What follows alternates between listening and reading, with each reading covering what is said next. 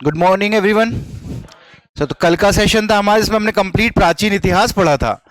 आज जो है हम क्या करने वाले हैं, कंप्लीट मध्य प्रदेश के राजवंश, साथ ही रियासतें, और समय रहा तो फिर आज ही हम क्या कंप्लीट कर लेंगे। यहाँ पे आपके स्वाधीनता आंदोलन और स्वाधीनता संग्रामी प्रमुख व्यक्तित्व में क्वेश्चन आते हैं।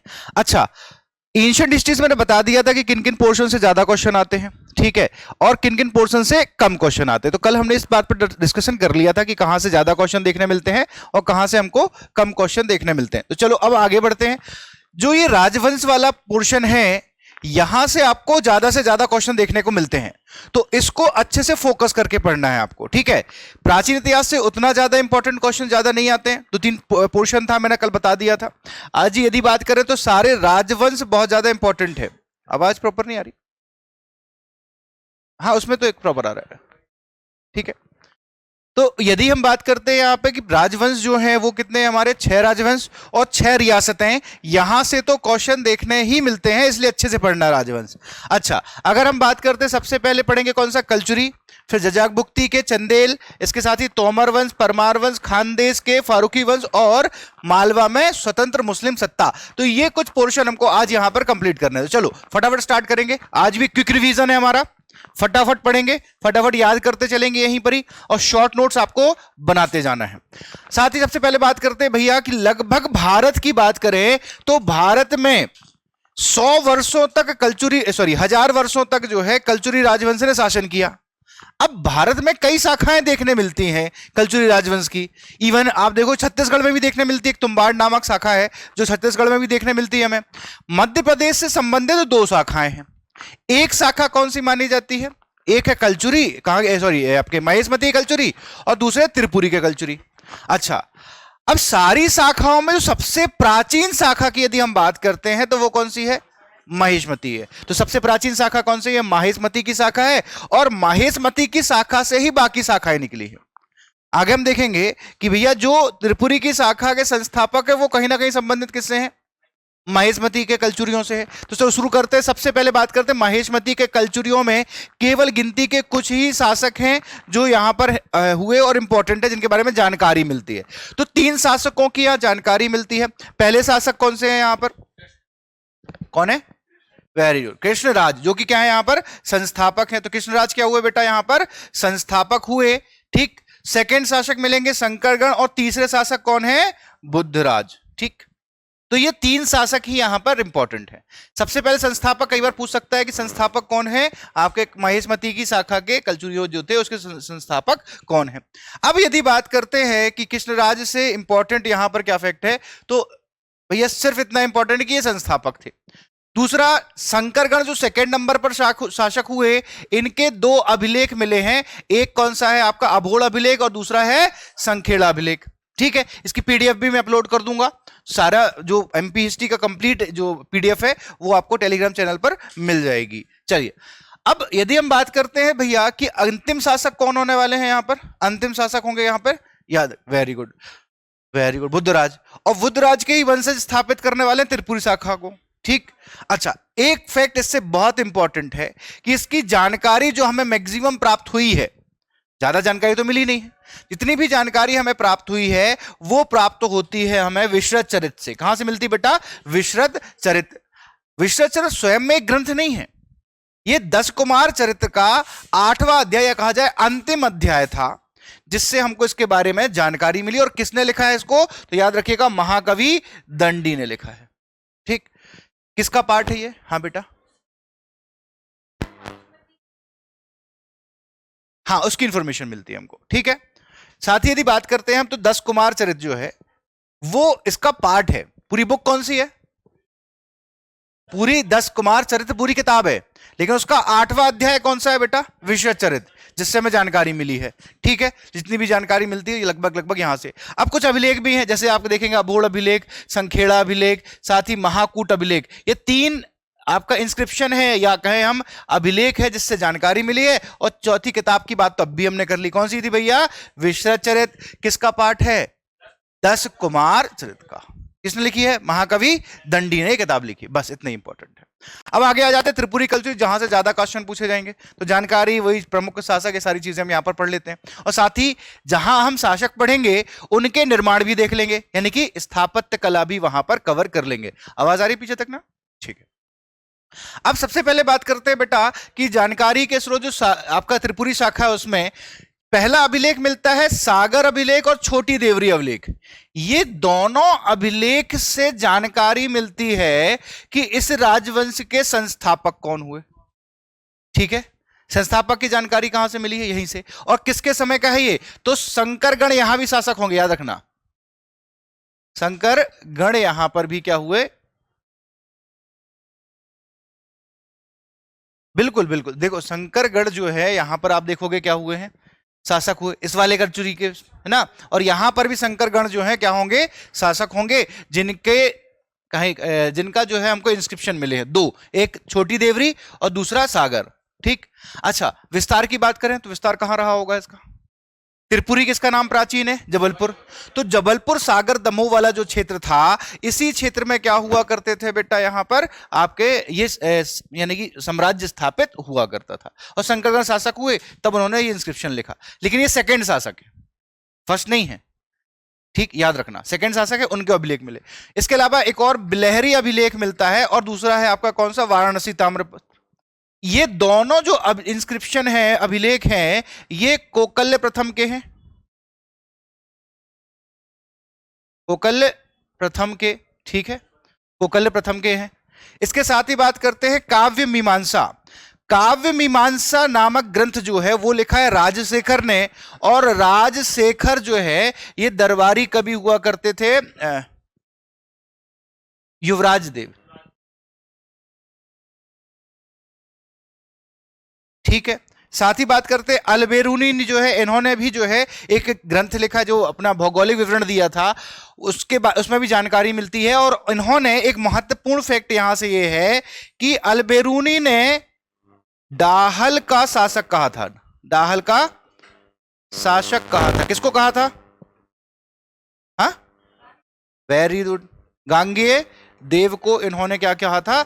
डाहल का शासक कहा था अल्बेरूनी ने। ये इंपॉर्टेंट फैक्ट है यहां पर। अगले पे आ जाते, समझ में आ गया यहां पर कि सबसे पहले छोटी देवरी और आपका सागर शिलालेख मिला है, किसका है? शंकरगण का है। बिलहरी और ताम्रपत्र किसका है? कोकल्य प्रथम का है। इसके बाद काव्य मीमांसा राजशेखर ने लिखी, किसके समय थे? युवराज देव के यहाँ थे। और अल्बेरूनी जो है इनके में क्या कहा इन्होंने? डाहल का शासक कहा है गांगेय देव को। अब अगले उस पे आ जाते हैं, तो सबसे प्रथम शासक कौन है? वामराज। तो संस्थापक जो माने जाते हैं, अच्छा संस्थापक कौन है यहां पे? वामदेव प्रथम। लेकिन कुछ लोग वास्तविक संस्थापक कोकल्य प्रथम को भी मानते हैं। इसको मानते हैं? कोकल्य प्रथम को ही मानते हैं। अच्छा, नहीं आएगा, क्योंकि इसका जो वास्तव हमने बताया ना कि जो सागर अभिलेख और छोटी देवरी अभिलेख था, उसमें क्या जानकारी मिली है कि भैया वामराज प्रथम क्या हुए? यहां के प्रथम शासक थे, यानी कि संस्थापक थे। ठीक है, तो उसने क्लियर कर दिया कि भैया यही थे संस्थापक। ठीक। अच्छा चलो, ये सारे शासक पढ़ने, इंपॉर्टेंट फैक्ट यहां पर देखेंगे। सबसे पहले स्टार्ट करते हैं वामराज प्रथम। कौन है भैया ये? आदि पुरुष या संस्थापक। कहां पर स्थापित किया इन्होंने?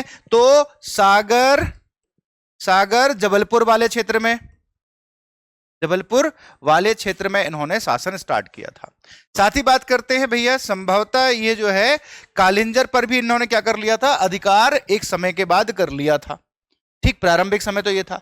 राजधानी कहां रही होगी इनकी? राजधानी कहां थी इनकी? त्रिपुरी। वेरी गुड, तभी तो इनको क्या कहा जा रहा है? त्रिपुरी के कलचुरी कहा जा रहा है ना, क्योंकि राजधानी इन्होंने कहां बनाई थी? अपनी त्रिपुरी कर रही थी। अब अगले शासक आ जाते हैं शंकरगढ़, और शंकरगढ़ के केवल दो अभिलेख याद कर लो। एक कौन सा? सागर अभिलेख, छोटी देवरी अभिलेख। इनकी कुछ उपाधियां भी हैं, लेकिन उपाधियों से ऐसे क्वेश्चन ऐसे देखने मिलते नहीं है। लेकिन सिंपल याद रखिएगा, एक इनकी है परम भट्टाकर, महाराजाधिराज और परमेश्वर, तीन उपाधियां इन्होंने धारण करी थी। अभिलेख दो हैं, याद रखना। कौन कौन से? सागर अभिलेख और छोटी देवरी अभिलेख। क्या उल्लेख मिला है? प्रथम शासक कौन थे? कौन थे? वामराज प्रथम, या कई जगह पे वापराज प्रथम भी नाम मिलता है इनका। वामराज प्रथम,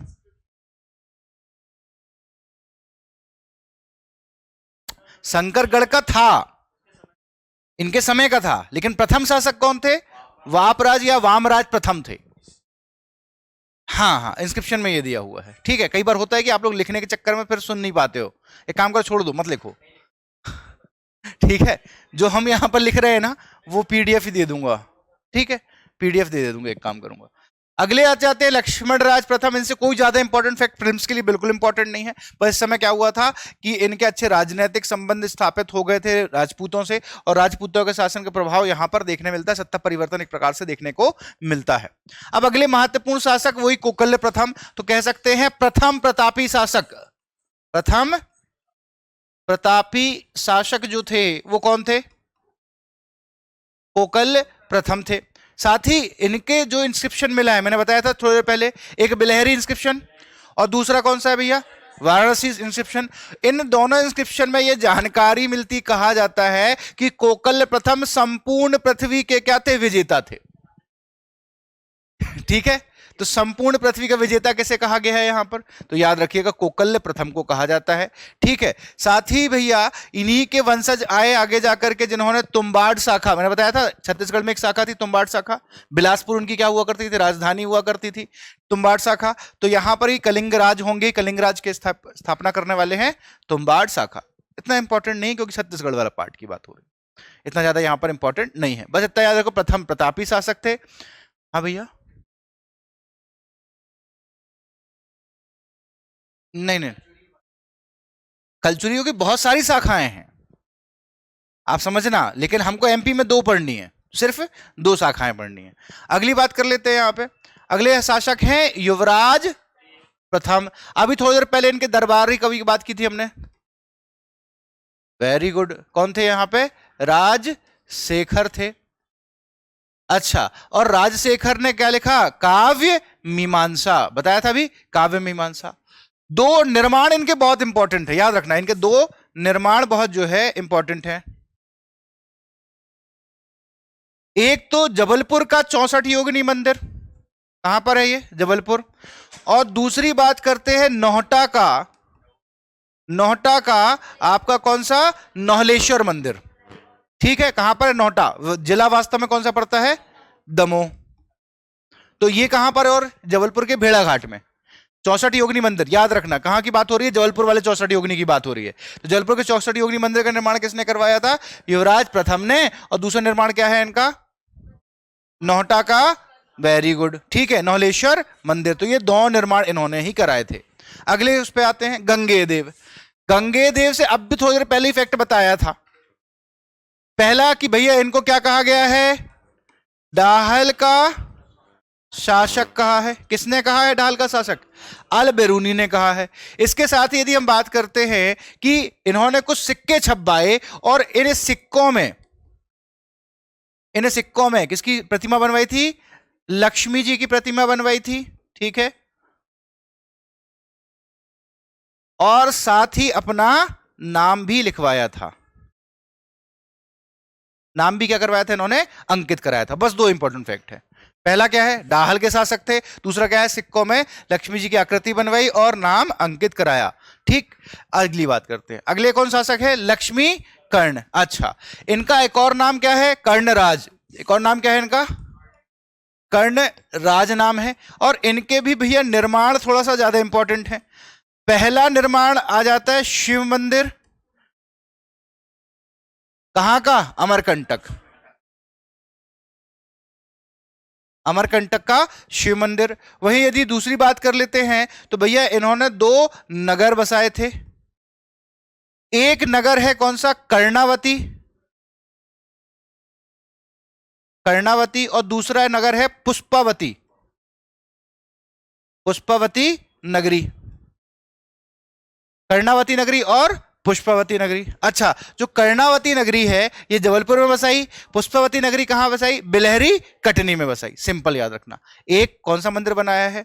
नर्मदा माता जी का उद्गम जहां देखा है आपने, उस उद्गम के जस्ट पास में ही आप देखोगे कलचुरी कालीन एक मंदिर मिलता है। उसका निर्माण किसने कराया था? लक्ष्मण कर्ण, या कह सकते कर्ण राज ने। ठीक है, हाँ बिल्कुल, अमरकंटक का जो आपको माता जी का मंदिर है, उद्गम स्थल है, उसके जस्ट सामने ही है।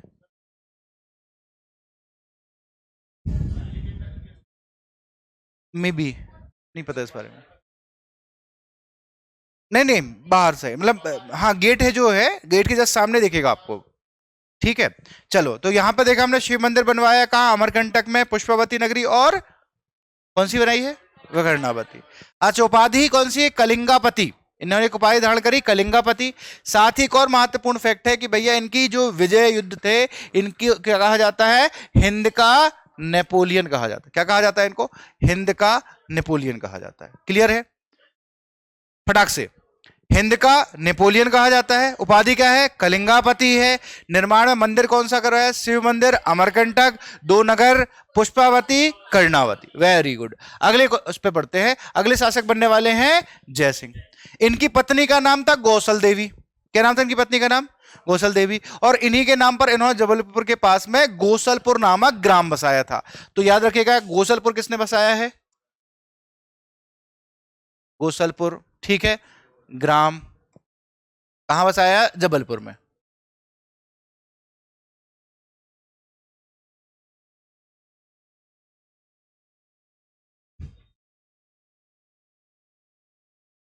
जबलपुर में इन्होंने ग्राम बसाया। ठीक है, इनकी मृत्यु के पश्चात शासक बनेंगे कौन, जय सिंह। और जय सिंह के बाद बनेंगे विजय सिंह। तो यहां पे अंतिम शासक बस याद कर लो अब, अंतिम शासक नाम क्या है, विजय, लेकिन हो जाएंगे पराजित। ठीक है, नाम कौन है इनका, विजय। अब होता यह है, एक शासक है जैतुगी प्रथम। कहां के शासक हैं, तो ये देवगिरी के शासक थे जैतुगी प्रथम। वो इन पर आक्रमण करते हैं और यहां पर विजय सिंह पराजित हो जाएंगे। और यहां पर किसका शासन हो जाएगा, अब ये क्षेत्र किसके अधीन आ जाएगा, जैतुगी प्रथम के पास में पहुंच जाएगा। ठीक है, ज्यादा स्पीड तो नहीं हो रही, पक्का, ठीक है। चलो इसके बाद ये देखते हैं, तो ये विजय सिंह जो है अंतिम शासक थे, याद रखिएगा, बस इतना ही याद रखना है। ठीक, रिवाइज तो नहीं करना, फटाक से बढ़ते चलें आगे। चलो आगे बढ़ते हैं। अब अगला राजवंश कौन सा है, जजाक भुक्ति के चंदेल। अब जजाक भुक्ति के चंदेल की बात करते हैं तो सबसे पहले हम बात करेंगे भैया परिचय। तो प्रारंभ में ये जो है गुर्जर प्रतिहारों के सामंत हुआ करते थे। साथ ही यहाँ पर जो है इनको एक प्रकार से क्या बना के, सामंत बना करके इन्होंने भेजा। बाद में धीरे धीरे क्या बन जाएगी, स्वतंत्र रियासत बन जाएगी, या स्वतंत्र यहाँ पर सत्ता स्थापित हो जाएगी। ठीक है, अब यदि हम बात करें कि जो चंदेल हैं, ये स्वयं को चंद्रदेव के क्या मानते हैं, वंशज मानते हैं। इवन ये अपने आप को चंद्रदेव और हेमवती के क्या मानते हैं, पुत्र या वंशज मानते हैं, ये याद रखिएगा। ठीक, अच्छा, इनका जो मूल स्थान माना जाता चंदेलों का, वो कहां माना जाता है, छतरपुर के मानिकगढ़ में। और शुरुआत में यदि, अच्छा, चंदेल की आपको सभी को पता है संस्थापक कौन थे, इतना तो याद ही हो गया, नन्नुक। Very good. तो संस्थापक कौन है यहां पे,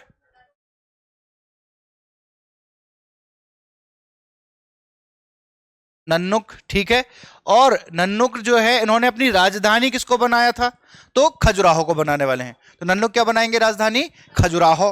ठीक है, तो सेंटर कहां है, खजुराहो। शुरुआत में खजुराहो है, बाद में धीरे धीरे क्या होगा, परिवर्तित होगा, कालिंजर भी पहुंचेगा, महोबा भी पहुंचेगा, लेकिन शुरुआती जो राजधानी वो कहां पर है बेटा, खजुराहो। और जितने भी हम देखते हैं मंदिर वगैरह जो है खजुराहो के, उनका निर्माण किसने कराया था, चमदेल वंश के शासकों ने कराया था। एक एक मंदिर के बारे में जान लेंगे हम कि कौन सा मंदिर किसने बनवाया था, और यही याद करा देंगे, आज ही याद करना है पूरे के पूरे। चलो सबसे पहले आगे बात करते हैं कि भाई जानकारी के स्रोत। सबसे पहले खजुराहो अभिलेख, आपका नए औरा अभिलेख, उदयपुर प्रशस्ति अभिलेख, और आपका महोबा अभिलेख। साथ ही आपका प्रबोध चंद्रोदय जो कि कृष्ण मित्र का है। पृथ्वीराज रासो किसकी है, चंद्रबरदाई, पता है आपको। इसके अलावा परिमल रासो आलाखंड किसके है, जगनिक, जगनिक दरबार में हुए परिमल देव के, बात करेंगे अभी। इसके अलावा जो है भैया अरहत और निजामुद्दीनी, इसमें जानकारी मिली है कि मोहम्मद गजनबी का युद्ध किससे हुआ था, विद्याधर से। पीएससी क्वेश्चन पूछ चुका है कि चंदेल वंश के कौन से शासक है जिन्होंने किससे युद्ध लड़ा था, मोहम्मद गजनबी से युद्ध लड़ा था, तो वो कौन है, विद्याधर। चलो अब फटाफट, निर्माण बहुत ज्यादा इंपॉर्टेंट है, स्थापत्य कला से यहां से क्वेश्चन आता है, तो अच्छे से याद करना है। चलो सबसे पहले बात कर लेते हैं भैया नन्नुक। संस्थापक कौन है, राजधानी किसको बनाया है,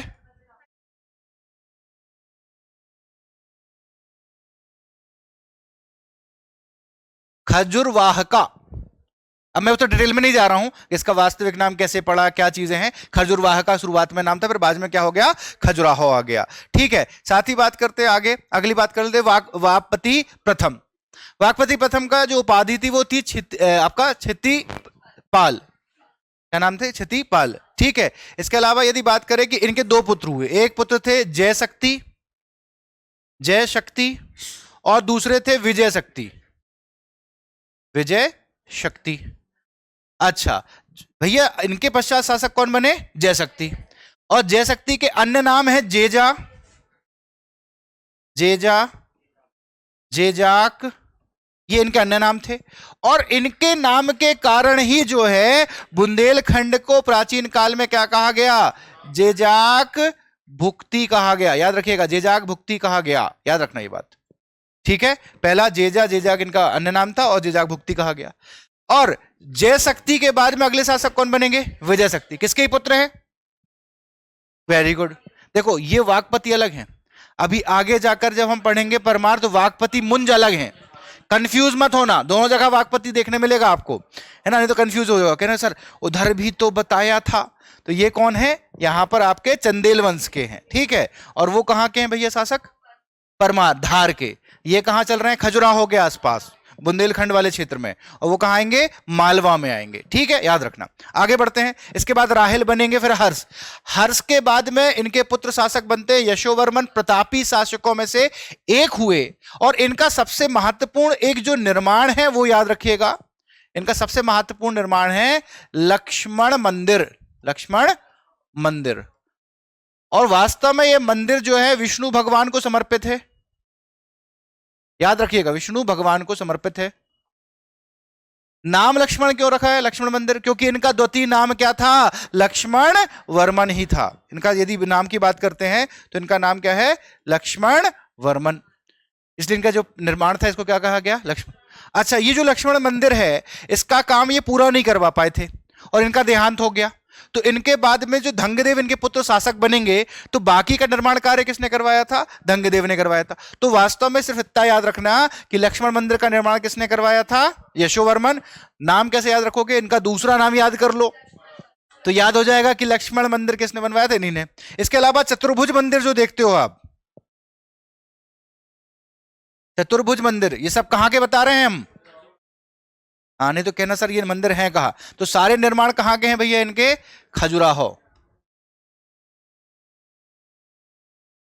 खजुराहो के ही सारे इनके निर्माण देखने मिलते हैं। इसके अलावा एक तालाब बनवाया था, बेला तालाब, कहां पर बनाया है, झांसी मानेक मार्ग पर बनवाया था। अब इनके युद्ध अभियान अभी इतने ज्यादा इंपॉर्टेंट नहीं है प्रिंस के हिसाब से। ठीक है, प्रिंस से याद रखिएगा, इन्होंने अपनी राजधानी कहां ले गए हैं, कालिंजर। ठीक है, अब देखो 3 जगह राजधानी परिवर्तन हुई हैं। अब सबसे पहले यदि हम बात करते हैं राजधानी इनकी देख लेते हैं। सबसे पहले राजधानी कहां रही, खजुराहो। कौन बनाने वाले हैं, नन्नुक ने बनाया था। इसके बाद में फिर बनने वाली कहां पर, कालिंजर। कालिंजर किसने बना दिया, यशोवर्मन। ठीक है, या लक्ष्मण वर्मन। इसके बाद में 2 राजधानी होंगी, एक होगी कालिंजर और दूसरी राजधानी हो जाएगी महोबा। ये दोनों राजधानी किसने बनाई, परमल देव या परिमल देव, एक ही है, कई जगहों का परमारदी देव भी नाम मिलता है इनका। हाँ, जगनेक जो इनके दरबार में हुआ करते थे, आला उदल भी इनके सेनापति हुआ करते थे। ठीक है, उन पर चर्चा करेंगे भी रुक करके। ठीक है, अच्छा आगे बढ़ते हैं। तो यहां तक समझ में आ गया, लक्ष्मण मंदिर का आधा निर्माण करवा पाए थे, देहांत हो गया। इसके बाद बाकी के निर्माण कौन करवाने वाले हैं, इनके पुत्र धंगदेव। अब कई बार हम पैटर्न ये भी देख रहे हैं कि उत्तराधिकारी भी पूछ लिया जाता है, कि नहीं? तो याद रखना उनके उत्तराधिकारी कौन हुए यहां पे, धंगदेव। अच्छा, लक्ष्मण मंदिर का पूरा निर्माण तो इन्होंने करवाया। साथ में एक महत्वपूर्ण फैक्ट बता देता हूं और उससे याद हो जाएंगे सारे निर्माण। जितने भी खजुराहों के मंदिरों के लास्ट में नाथ आता है, जितने भी मंदिरों के का लास्ट में क्या आता है, नाथ आता है। चाहे पार्श्वनाथ, वैद्यनाथ, है ना, आपका जिन्नाथ, है ना, और कौन सा बच गया, विश्वनाथ। ये सारे नाथ वाले मंदिर कौन बनवाएगा, धंगदेव, याद रहेगा, ठीक है, ऐसे ही याद रखो। देखो लक्ष्मण, देखो सारे इंपॉर्टेंट मंदिर हैं, लक्ष्मण मंदिर याद कर लिया हमने, यशोवर्मन। इसके बाद जितने भी नाथ वाले मंदिर हैं, जिन्नाथ, वैद्यनाथ, विश्वनाथ, पार्श्वनाथ, ये सारे मंदिर किसने बनवाए, धंगदेव ने बनवाए हैं, बस इतना याद कर लो, ठीक है। इसके अलावा बाकी कुछ इंपॉर्टेंट नहीं, निर्माण बहुत ज्यादा इंपॉर्टेंट है। इसके बाद इनके उत्तराधिकारी कौन हुए, गंडदेव हुए। गंडदेव के बाद में बहुत सारे शासक बने, गंडदेव के उत्तराधिकारी फिर कौन हुए भैया, विद्याधर हुए। और विद्याधर का एक निर्माण बहुत याद करना, कंदरिया महादेव मंदिर। तो इनका जो एक निर्माण बहुत इंपॉर्टेंट है वो कौन सा है, कंदरिया महादेव मंदिर, ठीक है। अच्छा, यदि देखा जाए तो खजुराहों के जो मंदिर श्रृंखला है उसमें सबसे बड़ा मंदिर कौन सा है, वेरी, कंदरिया महादेव मंदिर ही है, ठीक है। अच्छा, और साथ ही इन्होंने लुगात ए हिंदवी नामक एक कविता की क्या की थी, रचना की थी। ये इंपॉर्टेंट फैक्ट है, अच्छे से याद रखना, कौन सा भैया है, लुगात ए हिंदवी, लुगात ए हिंदवी, ठीक है। इसकी रचना किसने की है, विद्याधर ने। मंदिर कौन सा बनवाया, कंदरिया महादेव मंदिर। अब इनके कुछ युद्ध हैं, एक तो मोहम्मद गजनवी से युद्ध लड़ा था, और दूसरा इन्होंने राजा भोज से भी युद्ध लड़ा था, और त्रिपुरी कलचुरी शासक गंगे देव से भी युद्ध लड़ा था। पैरेलल चल रहा है, ये तीनों राजवंश क्या चल रहे हैं, अब यहां पर पैरेलल ही चल रहे हैं, इसको अच्छे से याद रखना, ठीक। अच्छा, लक्ष्मण वर्मन देखा, यानी कि यशोवर्मन देखा, निर्माण वेरी गुड, राजधानी कालिंजर। इसके साथ ही हमने इसके बाद देखा धंगदेव, धंगदेव के क्या इंपॉर्टेंट फैक्ट था, नाथ वाले पूरे मंदिर। इसके बाद फिर देखा अपन ने विद्याधर, विद्याधर कौन सी कविता, कौन सी है कविता, लुगात ए हिंदवी, मोहम्मद गजनवी से युद्ध, राजा भोज से भी युद्ध, और देखा जाए तो गंगे देव से भी युद्ध लड़ा था। साथ ही एक और इंपॉर्टेंट फैक्ट यहां पर ये, इन्होंने निर्माण करवाया कंदरिया महादेव मंदिर का, बस इतना ही। इसके बाद बनने वाले हैं देववर्मन, कीर्तिवर्मन, लक्ष्मण वर्मन, फिर जयवर्मन, पृथ्वीवर्मन और मदन वर्मन, ठीक। मदन वर्मन के पौत्र, हाँ हाँ हाँ हाँ आ रहे हैं, कुछ बहुत सारे सिक्के भी चलाए तो उनके बहुत सारे इंस्क्रिप्शन भी मिले हैं। सबसे ज्यादा यदि इंस्क्रिप्शंस मिले हैं तो लगभग 13 के आसपास हमको अभिलेख प्राप्त हुए हैं इनके। मत याद करो इतना ज्यादा, अभी प्रिंस पे सिर पे कहोगे सर अब तो आप ज्यादा ही करने लग गए हो, इतना तो ना हो पाएगा हमसे याद। हाँ बिल्कुल, तुम याद रखिएगा मदन वर्मन, मदन वर्मन जो है इनके 13 इंस्क्रिप्शंस प्राप्त हुए, 13 अभिलेख प्राप्त हुए हैं।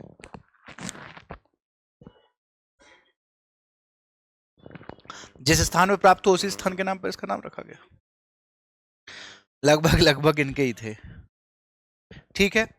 अब अंतिम शासक पे आ जाओ, डायरेक्ट याद करना है क्या, अंतिम शासक। तो अंतिम शासक कौन हुए, कौन हुए, परमार्दी देव या परिमल देव, कुछ भी नाम यहां पर मिल सकता है आपको। अब परमार्दी देव या परमल, परमल या परिमल भी कहा जाता है, ठीक है। इनके दरबारी कवि बहुत इंपॉर्टेंट है, कौन, जगनिक। जगनिक ने 2 ग्रंथ लिखे, पहला कौन सा है, परिमल रासो और आल्हा खंड। आल्हा खंड से इंपॉर्टेंट फैक्ट यह है कि विश्व की सबसे बड़ी लोक गाथा, विश्व की सबसे बड़ी लोक गाथा कौन सी है, आल्हा खंड है, जिसमें आल्हा उदल के 52 युद्धों के बारे में उल्लेख किया गया है, ठीक है। अच्छा, निर्माण बात करें इनके तो कालिंजर का दुर्ग है। अच्छा, राजधानी बताई थी, 2 बनाई थी इन्होंने, कौन कौन सी, कालिंजर और महोबा, थोड़ी देर पहले ही बताई थी। इसके साथ ही हमने बताया था कि भैया इनका जो कालिंजर का दुर्ग है इन्होंने बनवाया था, दरबारी का भी जगनिक है। और इनका एक युद्ध बहुत महत्वपूर्ण है जो इनका हुआ था पृथ्वीराज चौहान से। पृथ्वीराज चौहान से युद्ध होता है और युद्ध में ये पराजित होते हैं, और अब इस वाले क्षेत्र पर जहां चंदेल वंश का शासन हुआ करता था, बुंदेलखंड पर किसका अधिकार हो जाएगा, हाँ चौहान, ठीक है। यानी कि एक प्रकार से कहा जाए कौन से कहां के चौहान थे, चित्तौड़गढ़ के, अजमेर के, पहले अजमेर वश था उनके पास में, फिर बाद में दिल्ली के शासक भी बने थे, ठीक है। पृथ्वीराज चौहान जो है, हाँ हाँ पृथ्वीराज चौहान। फिर गौरी से युद्ध होगा, तो गौरी से कौन सा हुआ पहला युद्ध, तराइन का प्रथम युद्ध, जिसमें ये जीत जाते हैं, ठीक है।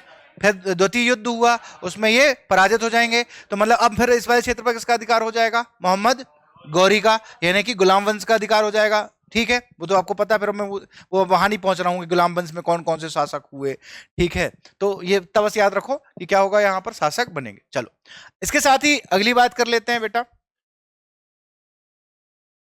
परमार हो गया। चलो अगली स्थापत्य कला, अजयगढ़ मंदिर किसने बनवाया है? राहेल ने। आपका सूर्य मंदिर कहाँ का? महोबा का, राहेल ने। चित्रगुप्त मंदिर, ये इंपॉर्टेंट मंदिर याद रखना, चित्रगुप्त मंदिर किसने बनवाया है? गंडदेव ने। इसके अलावा कीर्ति सागर, कीर्ति वर्मा ने। बुड्ढा बुड्ढी तालाब, कीर्ति वर्मा ने। ये सारे निर्माण याद रख लीजिए एग्जाम। देखो ये इतने इंपॉर्टेंट नहीं जितने इंपॉर्टेंट पहले बता चुका हूं। ठीक, बस इसमें ये याद रखो कि चित्रगुप्त मंदिर किसने बनवाया था? किसने बनवाया है? गंडदेव ने बनवाया है। और सूर्य मंदिर कहां का? महोबा का। ये भी किसने बनवाया है? राहिल ने यहां पर बनवाया है।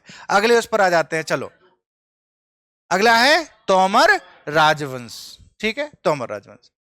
चलो अब तोमर राजवंश की यदि हम बात कर लेते हैं तो सबसे पहले देखेंगे आपका जो है मूल स्थान कहां मिलता है इनका?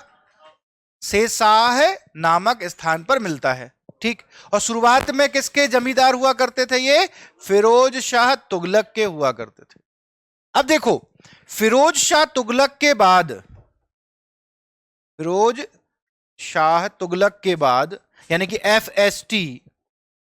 एफएसटी के बाद में मध्य प्रदेश में 3 वंश आने वाले हैं, की स्थापना होने वाली है। सबसे पहला है ग्वालियर वाले क्षेत्र में,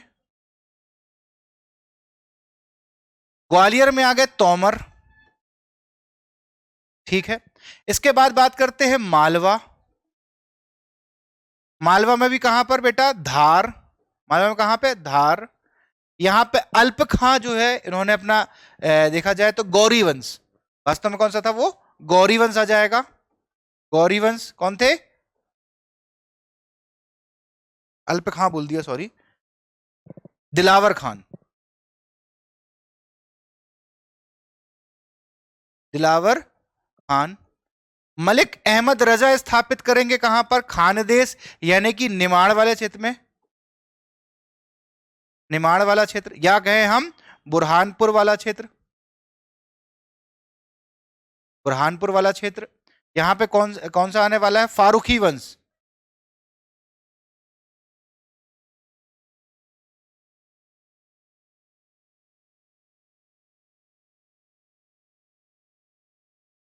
कौन स्थापित किया? मलिक अहमद रजा, मलिक अहमद रजा। ठीक है, दिलावर खान जो है ये इनका वास्तविक नाम था हुसैन गौरी, और ये होशंग शाह के पिता हैं। होशंग शाह के पिता कौन है यहाँ पे? दिलावर खान। इन्होंने ये पहले देखा जाए तो ये भी किसके यहाँ पर हुआ करते थे? सामंत के रूप में हुआ करते थे। किसके यहाँ पे? फिरोज शाह तुगलक के यहाँ। ये भी फिरोज शाह तुगलक के यहाँ पे थे, और ये भी कहाँ पे थे? फिरोज शाह तुगलक। और यहाँ पर याद रखिएगा तोमर राजवंश की स्थापना किसने की थी वो भी लिख दें, तो ये है वीर सिंह देव, वीर सिंह देव तोमर। 3 वीर से देख पढ़ चुके हैं, पढ़ेंगे अभी 3 पढ़ेंगे। एक तो ये हो गए, दूसरे बघेल पढ़ेंगे, और एक बुंदेलवी पढ़ेंगे। ठीक है, चलो तो यहां पर समझ में आ रहा है कि फिरोज शाह तुगलक के बाद मध्य प्रदेश में 3 राजवंश यहां पर स्थापित होने वाले हैं। ठीक है, चलिए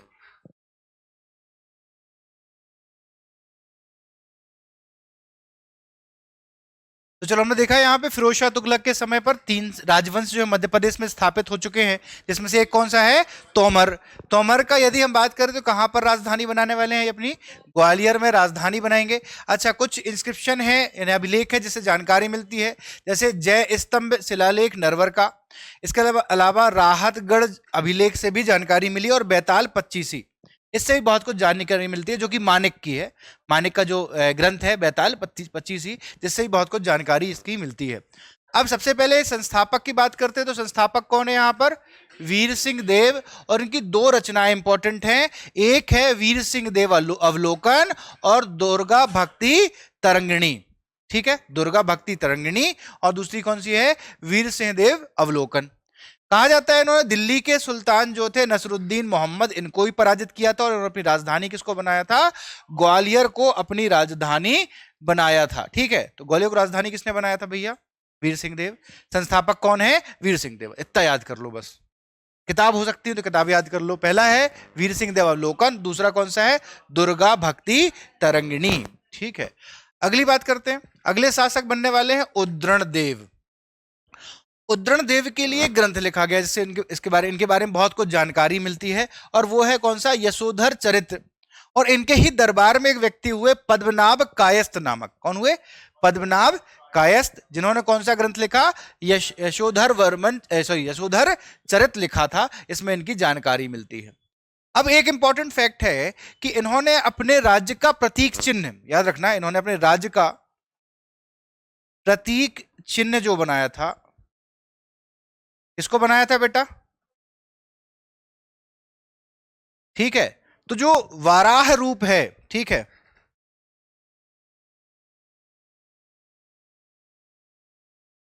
विष्णु वराह जी का अवतार माना जाता है। वराह जो है किसका माना जाता है? विष्णु जी का अवतार माने जाते हैं। तो उनका यदि बात की जाए तो यहां पर इन्होंने क्या बनाया था? उसको प्रतीक चिन्ह बनाया था अपने राज्य का। अगली बात कर लेते हैं, ज्यादा इंपॉर्टेंट नहीं है, बस इतना ही फैक्ट था। इसके साथ ही अगले शासक बनने वाले कौन? विमल देव। अब विमल देव से इनके दरबार में हुए नयन चंद्र, जिन्होंने हमीर महाकाव्य और रंभा मंजरी लिखी। और एक बहुत महत्वपूर्ण बात याद रखना कि इन्होंने युद्ध लड़ा था हौसंग शाह से। किससे युद्ध लड़ेंगे ये? हौसंग शाह से।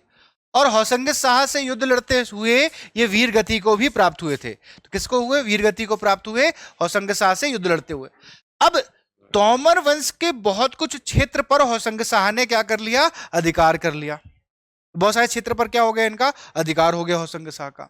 अब विमल देव के पश्चात शासक बनते हैं गणपति देव। ठीक है, कौन बनेंगे? गणपति देव। ज्यादा दिन तक गणपति देव शासन नहीं करते हैं, और गणपति देव के बाद उनके पुत्र डूंगर देव शासक बनते हैं। अब डूंगर देव महान शासकों में से एक हुए। ठीक है, अब याद रखना, तो हमने यहां पर देखा अगले शासक कौन हुए? डूंगर देव। अब डूंगर देव से इंपॉर्टेंट फैक्ट यही है कि इन्होंने भी युद्ध लड़ा किससे? फिर हौसंग शाह से। और इनके जो पूर्वज हौसंग शाह से इन्होंने क्या लड़ा? युद्ध लड़ा। और इनके पूर्वज कौन? विमल देव पराजित हो गए थे हौसंग शाह से, और कुछ अपनी जमीन गवा भी चुके थे। तो ये हौसंग शाह से युद्ध लड़ते हैं, हौसंग शाह को पराजित करते हैं, और अपना हारा हुआ क्षेत्र जो है वापस लेकर आते हैं। तो पहले कौन हार गए थे? विमल देव। फिर बाद में उनको कौन जीतने वाला वापस से? तो डूंगर देव जीतने वाले हैं। ठीक है, याद रखिएगा। अब डूंगर देव का एक निर्माण बहुत इंपॉर्टेंट है जो इन्होंने अपने पिताजी के नाम पर बनवाया था। गणेश पौर।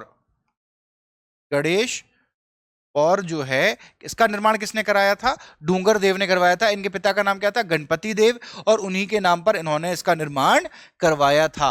ठीक है, इनके दरबार में दो व्यक्ति हुए। एक थे महाकवि इरिधु। इरिधु ने क्या लिखी है? सम्मत गुण चरित्र नामक किताब लिखी है, सॉरी विधान, और पार्श्व पुराण लिखा है। दूसरे इनके दरबार में हुए कौन से? राजकवि विष्णुदास। ठीक है, जिसने स्वर्णारोहण लिखी थी, और आपका कौन से? पांडु चरित्र लिखी थी। याद लिखिएगा, यहां लिख देता हूं मैं, पांडव चरित्र। हाँ जी बेटा, गणेशपुर दरवाजा है, द्वार, द्वार है ग्वालियर में। स्वर्णारोहण याद रखिएगा। कौन कौन से दो चीजें हैं? एक पांडव चरित्र और दूसरा स्वर्णारोहण। किसने लिखी है? विष्णु दास ने। ठीक है, इरिधु, इरिधु ने क्या लिखा है? सम्मत गुण विधान और पार्श्व पुराण। ठीक है, अच्छा। और हाँ, ये गणेशपुर है कहां पर? ये भी लिख लो। कहना है सर इतना बता देते हो आप। कई चीजों में पता है, पता नहीं क्यों आजकल दिमाग ऐसा चलता है कि इतना तो तुमको पता ही होगा। समझ रहे हो? जैसे अब वहां वाले जो निर्माण थे, जो अभी हमने थोड़ी देर पहले ही पढ़ा चंदेल वंश के बारे में सॉरी, वहां के निर्माण अंडरस्टूड है कहां पर होने वाले हैं? लगभग लगभग खजुराहो में। अगर खजुराहो नहीं बता रहे हैं, कुछ और नाम बताया मान लो, तो फिर समझ लो वहां हुआ है, नहीं तो बाकी सब कहां पर हो रहे हैं निर्माण? खजुराहो में ही निर्माण हो रहे हैं। ठीक है, चलिए आगे बात करते हैं, अगले टॉपिक पर बढ़ते हैं आगे।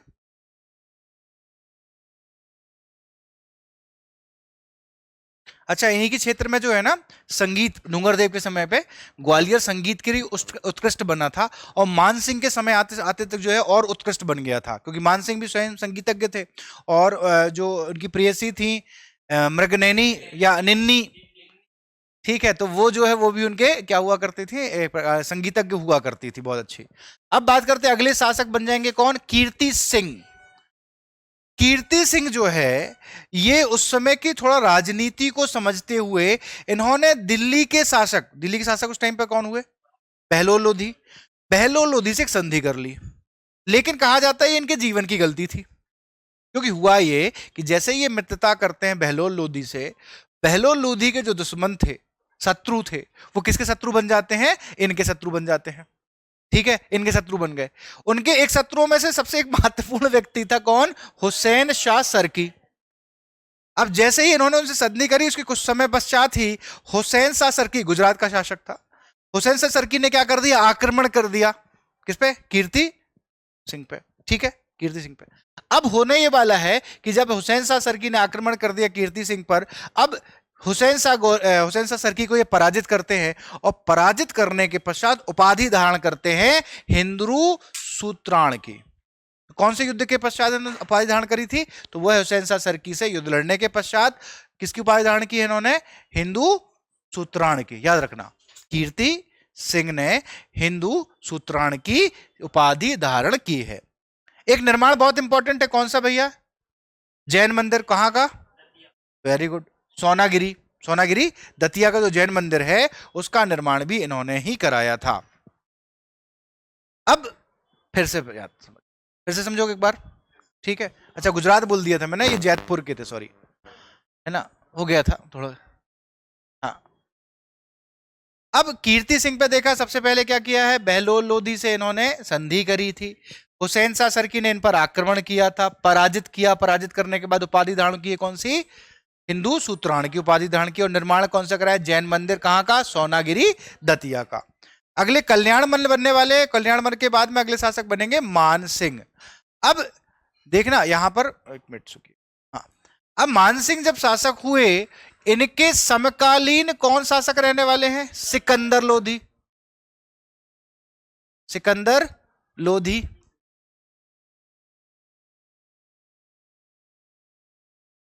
अब होगा ये, सिकंदर लोधी इन पर आक्रमण करेंगे, इनके किले को घेर लेंगे, इनके किले को घेर लिया उन्होंने, लेकिन उसके बाद जैसे ही देखते हैं वो घेरने के पश्चात में कि मतलब कुछ समय तक पड़ाव डालते हैं, और उनके ही पड़ाव में जो है एक महामारी फैल जाती है।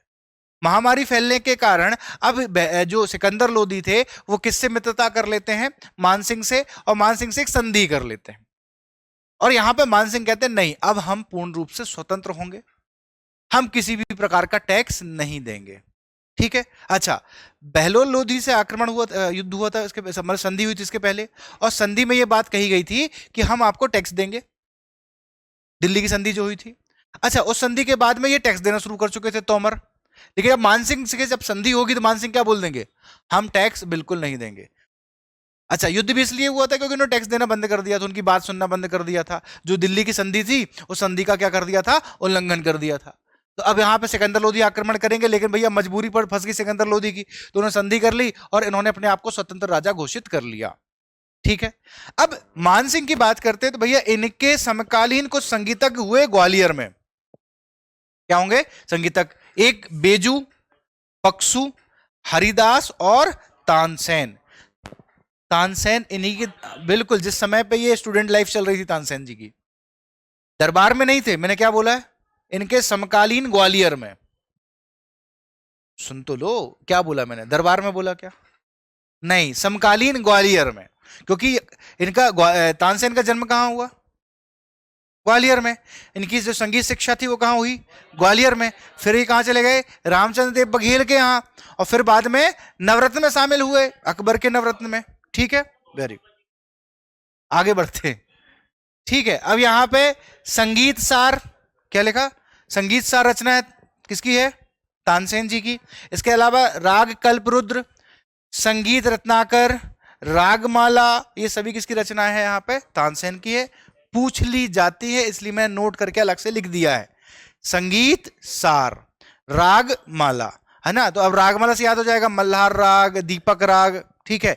तो उससे याद हो जाएगा आपको कौन सी, रागमाला। इसके अलावा राग कल्परुद्रम, कल्पद्रुम। इसके अलावा कौन सा है, संगीत रत्नाकर, ठीक है। ये सारी कविताएं रचनाएं किसकी हैं, तान। ठीक, चलिए आगे बढ़ते हैं। निर्माण, मानसिंह नहीं बेटा, तानसेन। कहां है तुम्हारा दिमाग, यही रहो, कहां चली जाती हो दीदी, हैं।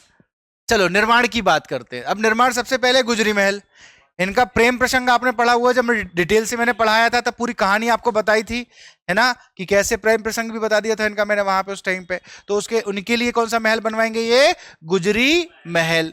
मान मंदिर भी बनवाया इन्होंने, बादलगढ़ महल भी बनवाया, और बरई का रास गृह का निर्माण भी कराया था।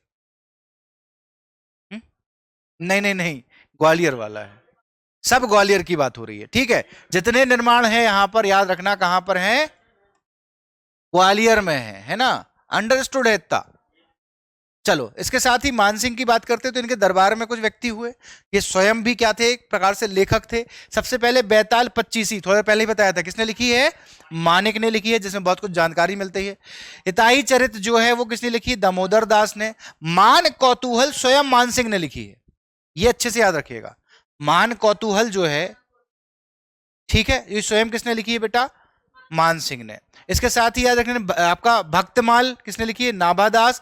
और श्रीपाल चरित ये परिमल द्वारा लिखी गई है, परिमल दरबारी कवि थे, ये परिमल शासक नहीं है वहां के, ठीक है, अलग अलग समय चल रहा है। तो यहां पे श्रीपाल चरित किसने लिखी है, परिमल द्वारा। ये सबसे इंपॉर्टेंट कौन सी है, मान कौतूहल। दूसरी कौन सी है, बैताल पच्चीसी, ठीक है। ये दो तो अच्छे से याद कर ही लो, मानिक ने लिखी है बैताल पच्चीसी, और मान कौतूहल किसने लिखी है, मान सिंह ने। निर्माण गुजरी महल, बरई का रास गृह, मान मंदिर और बादलगढ़ महल, ठीक है, इन्होंने बनवाया था। अब अगली बात कर लेते हैं, अगले शासक आने वाले हैं कौन, विक्रमादित्य। और ये समकालीन किसके होंगे, अरे हमने बिमल देव पढ़े थे, बिमल देव किसके समकालीन थे, बहलोल लोधी के। इसके बाद हमने देखा सिकंदर लोधी के समकालीन कौन चले, मानसिंह थे, ठीक है, आक्रमण किया था। इसके बाद यहां पर जो है ये किसके होने वाले हैं, इब्राहिम लोधी के, इब्राहिम लोधी के समकालीन है। इनसे अब यहां पर क्या होने वाला है, इब्राहिम लोधी का इनसे युद्ध होगा, और इस युद्ध में कौन हार जाएंगे, विक्रमादित्य हार जाएंगे। विक्रमादित्य क्या हुए, पराजित हुए, और इन्होंने संधि कर ली और कहा कि जब तक मेरा जीवन है तब तक मैं आपके लिए वफादार रहूंगा, हम टैक्स प्रॉपर तरीके से देंगे, हम आपके अधीन आज से होते हैं। ये किसने कह दिया, विक्रमादित्य ने। तुम अलग ही चल रही हो दीदी, ठीक है, बाकी सब बच्चे एक साथ बोल रहे हैं यहाँ पे विक्रमादित्य, तुम अकेली कह रहे हो इब्राहिम लोधी। ऑब्वियसली बात है, कौन पराजित हुआ है, विक्रमादित्य पराजित हुए हैं ना, तो कौन अधीन आएंगे, विक्रमादित्य, इब्राहिम लोधी के अधीन आएंगे। हाँ ठीक है, इब्राहिम लोधी के अधीन आ गए। अब इसी समय पर बाबर ने आक्रमण किया, पानीपत याद होगा, वेरी गुड। पानीपत का प्रथम युद्ध होगा, जिसमें कौन हारने वाले हैं, इब्राहिम लोधी। अच्छा, जब ये पानीपत का प्रथम युद्ध हुआ तो इस युद्ध में विक्रमादित्य ने भी भाग लिया, और विक्रमादित्य यहां पर युद्ध करते हुए क्या होने वाले हैं, वीर गति को प्राप्त होने वाले हैं। समझ में आया। और अब ग्वालियर पर अधिकार किसका हो गया, बाबर का, ठीक है।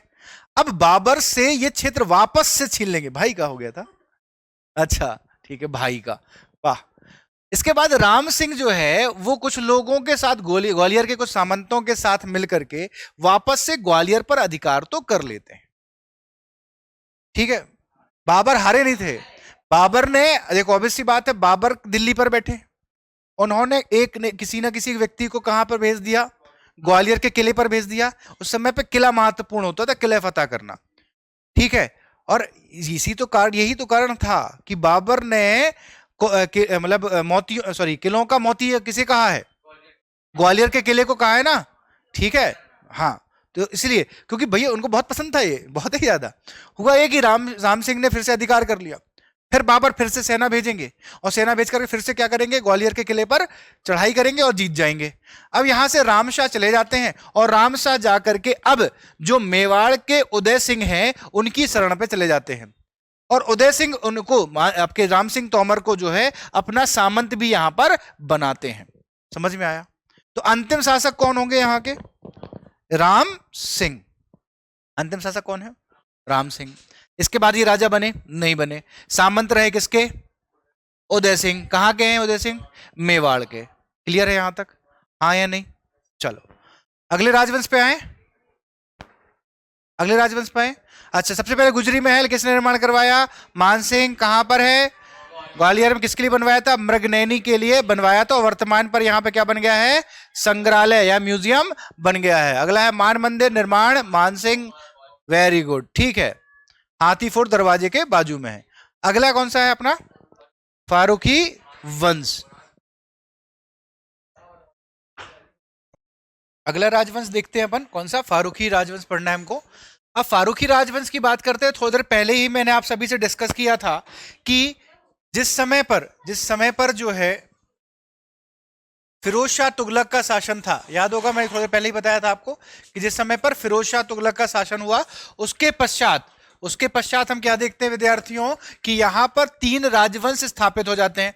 एक तोमर कहां पर आने वाले हैं? ग्वालियर में। संस्थापक कौन है? वीर सिंह देव। दूसरे मालवा में कौन सा? गौरी वंश। संस्थापक दिलावर खान। इसके बाद निमाड़ में कौन सा? फारूकी वंश। मलिक अहमद रजा संस्थापक हैं। किसके बाद की बात कर रहे हैं हम? फिरोज शाह तुगलक के।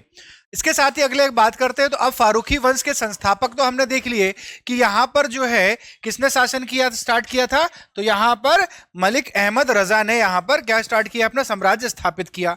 साथ ही इन्होंने अपनी राजधानी किसको बनाया? बुरहानपुर को इन्होंने राजधानी बनाया। अच्छा, इस क्षेत्र को खानदेश भी कहा जाता है।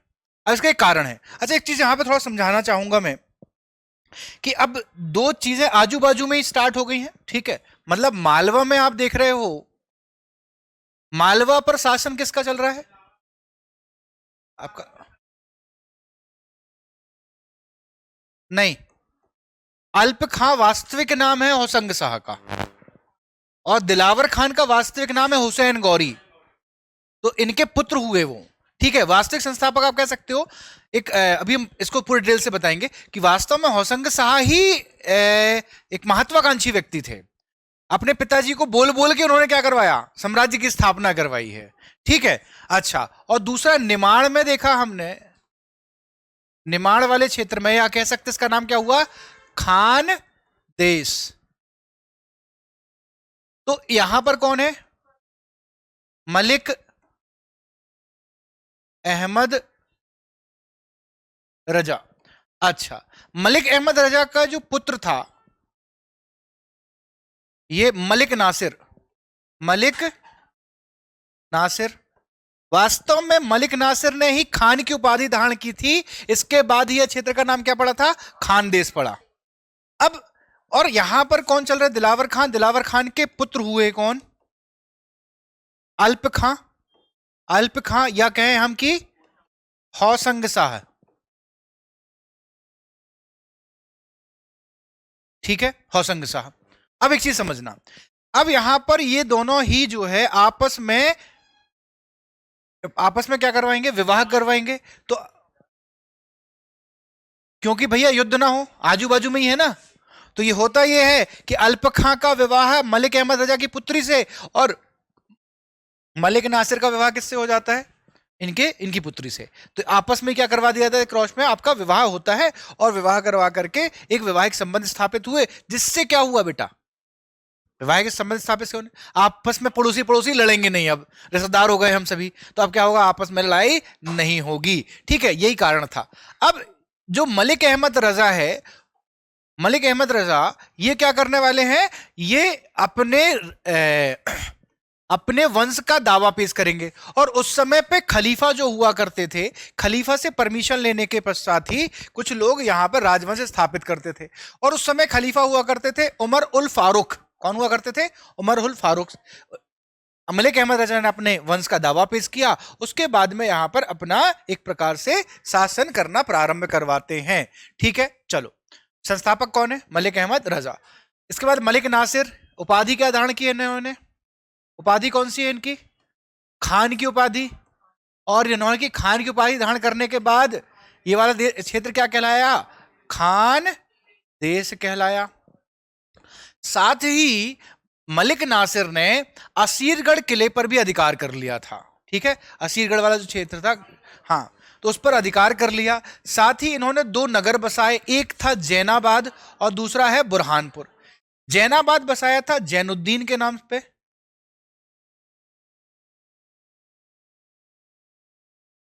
जैनुद्दीन के नाम पर, और बुरहानुद्दीन के नाम पर, बुरहानुद्दीन के नाम पर क्या बसाया था? बुरहानपुर। कहां के थे बुरहानुद्दीन? दौलताबाद के। ठीक है, हौसंग शाह के गुरु भी हैं, ठीक, याद रखना। और इनके मलिक अहमद रजा कौन है? जैनुद्दीन है। तो उन दोनों के नाम पर नगर बसाया। कौन सी नदी के तट पर बसाया था? ताप्ती नदी के तट पर इन्होंने दो नगर बसाए। इनकी भी राजधानी क्या हुई? बुरहानपुर हुई। ठीक, क्लियर है? आगे बढ़ते हैं। साथ ही ये सारी बात कर चुके, बुरहानपुर बसाया था। इसके बाद बोलेंगे मलिक नासिर, मलिक अहमद खान और मीरन मुबारक खान। इतना इंपॉर्टेंट नहीं। सबसे पहले यहां देखते हैं आदिल खान द्वितीय शासक बने। आदिल खान द्वितीय जब शासक बनते हैं तो उस टाइम पर ये अपनी अर्थव्यवस्था को अच्छा करने की कोशिश करते हैं। और अर्थव्यवस्था का उस समय पर आधार एक तो उद्योगीकरण आ चुका था, उद्योग वगैरह, और साथ ही कृषि आधार हुआ करता था। मेन आधार तो कृषि ही था।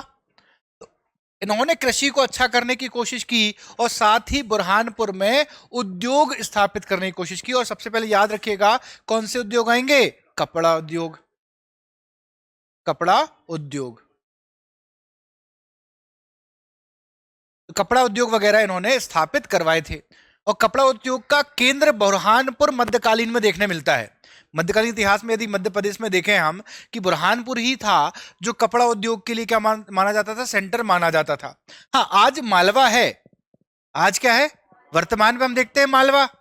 ठीक है, बहुत सारी मिल्स आ गई हैं यहां पर, लेकिन शुरुआती दौर यही है। और इवन यदि हम बात करते हैं तो मध्य प्रदेश की पहली कपड़ा मिल, सूती कपड़ा मिल 1906 में कहां स्थापित होने वाली है? बुरहानपुर। 6 की बात है ना? हाँ, 1906 में कहां स्थापित होगी? बुरहानपुर में, है ना? क्या नाम था? ताप्ती, है ना? तापी, तापी कपड़ा मिल करके। फिर मालवा मिल वगैरह बाद में आई है। ठीक है, मालवा मिल कहां पर है? इंदौर, याद रखना बेटा। हाँ, ठीक, चलो। और साथ ही इनके दरबार में दो महत्वपूर्ण व्यक्ति हुए। एक थे आपका कुतुब मौलाना शाह बुखारी और सैयद कमलुद्दीन। ये इनके दरबार में हुआ थे, जो कि इतना इंपॉर्टेंट फैक्ट नहीं है, बस इतना याद रखिएगा भैया कपड़ा उद्योग वगैरह के लिए इन्होंने क्या किया था? उत्कृष्ट बनाया था। अगले आ जाते हैं आदिल खान द्वितीय। अब जब आदिल खान तृतीय द्वितीय का देहांत होता है तो यहां पर ना एक राजनीति होने लग जाती है, आपस में ही गृह युद्ध टाइप की स्थिति बन जाती है कि अब कौन शासक बनेगा, कौन शासक बनेगा, कौन शासक बनेगा।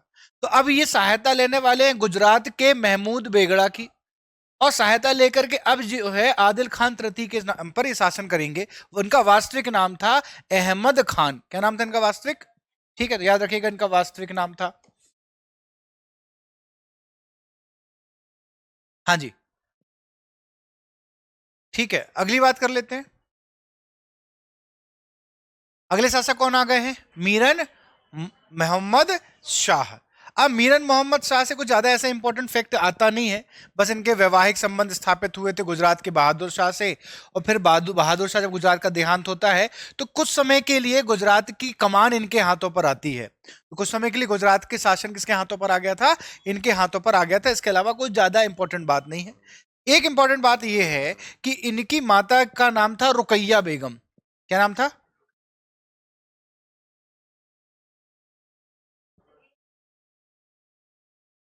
अब जो रुकैया बेगम है, इन्होंने यहां पर जामा मस्जिद बनवाई थी, लेकिन इस जामा मस्जिद को आज जामा मस्जिद के नाम से नहीं जाना जाता है, इसे बीबी की मस्जिद कहा जाता है। तो बीबी की मस्जिद का निर्माण किसने करवाया था? रुकैया बेगम ने, जो कि माताजी थी किसकी? मीरन मोहम्मद शाह की माताजी थी। ठीक है, अगली बात कर लेते हैं मीरन मुबारक शाह। ठीक। अब होने क्या वाला है भैया, मीर मुबारक शाह के समय पर अकबर का साम्राज्य विस्तार होता जाएगा। अब अकबर का साम्राज्य विस्तार हो रहा है, इसी दौरान अब थोड़ा सा एक सिनेरियो समझिएगा। हाँ बेटा, नहीं नहीं नहीं नहीं नहीं नहीं, वो मीरन मोहम्मद शाह की माता जी थी। ठीक है, चलो। अब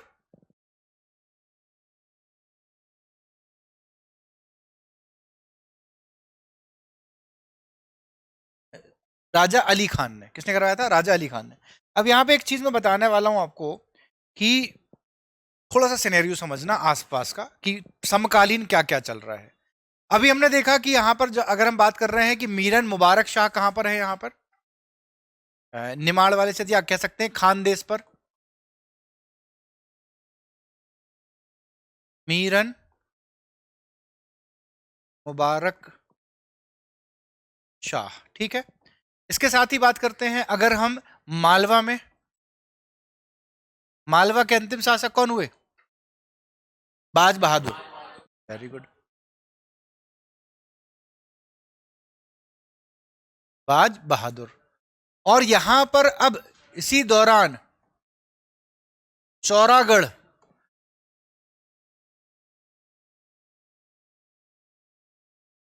चौरागढ़ पर अधिकार था किसका, मतलब शासन था किसका? वेरी गुड, तो रानी दुर्गावती। अब होने वाला है, और दिल्ली पर शासन किसका है? दिल्ली पर शासन चल रहा है अकबर का। अब होगा क्या, देखो समझना थोड़ा सा। तो अब यदि बात करते खानदेश, खानदेश में कौन है? मीरन मुबारक शाह, यहाँ मालवा पर बाज बहादुर, और चौरागढ़ पर रानी दुर्गावती। अब यहां समझना, अकबर के सेनापति आसफ खां आक्रमण करने वाले हैं किस पर? सबसे पहले मालवा पर। मालवा पर अधिकार कर लेंगे, किस पर? किसको पराजित करेंगे? बाज बहादुर को। बाज बहादुर भागते हुए कहां पहुंचने वाले हैं? मीरन मुबारक शाह के पास में, जाके बोलेंगे भैया भैया बचा लो। अब इस टाइम पे अकबर का साम्राज्य विस्तार हो ही रहा था, मालवा पर अधिकार अकबर का हो ही चुका था। इसके बाद अकबर ने आक्रमण कहां करवा दिया था? रानी दुर्गावती पर, है ना। आसफ खान ने आक्रमण कहां कर दिया? रानी दुर्गावती पर कर दिया था। तो गोंडवाना पर भी अधिकार। अब इसी समय बाज बहादुर के पास ये पहुंचे।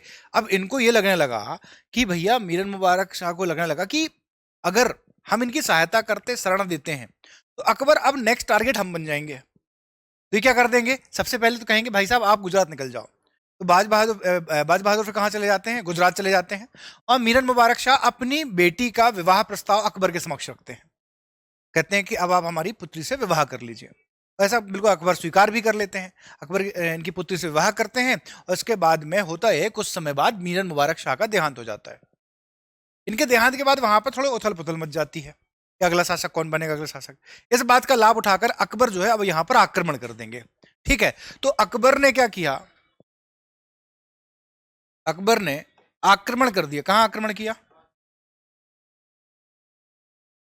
आक्रमण खानदेश, या कहा जाता है अंतिम विजय, अंतिम विजय, या अंतिम अभियान भी। कौन सा है? वेरी गुड, असीरगढ़ किला। कब किया था? 1600।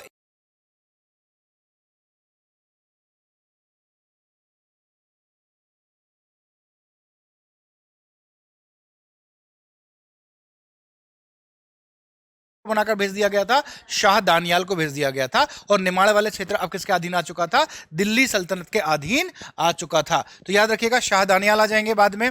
तो अब इस वाले क्षेत्र पर, यानी कि खानदेश वाले क्षेत्र पर, अब यहां गवर्नर बनकर आएंगे। गवर्नर बनकर आएंगे कौन?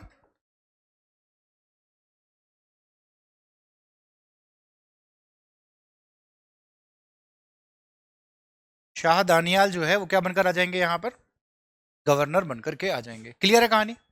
हाँ या नहीं? चलो आगे बढ़े। तो अंतिम शासक कौन हो गए भैया? मीरन मुबारक शाह। इंपॉर्टेंट फैक्ट देख रहे हैं केवल यहाँ पे।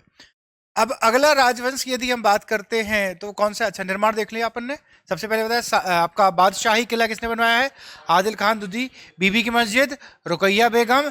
जामा मस्जिद बुरहानपुर की राजा अली खान।